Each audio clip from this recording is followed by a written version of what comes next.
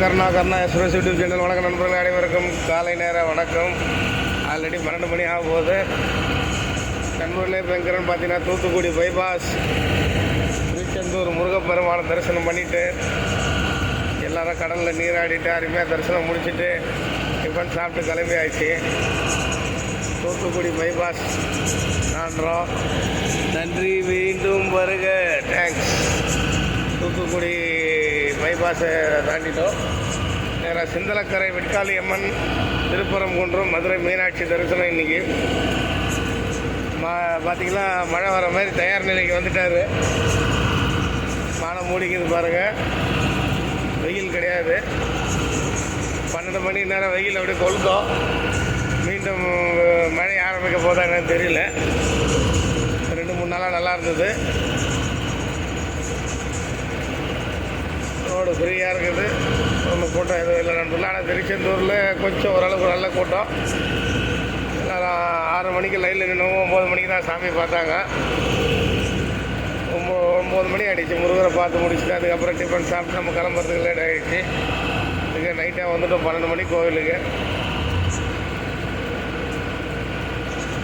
அப்படியே போய்க்கிறோம். மதுரையில் எவ்வளோ கூட்டம் இருக்குன்னு தெரியல. பார்த்துட்டு கண்டிப்பாக வீடியோ போகிறோம் நண்பர்களே. பார்த்து நிதானமாக வாங்க.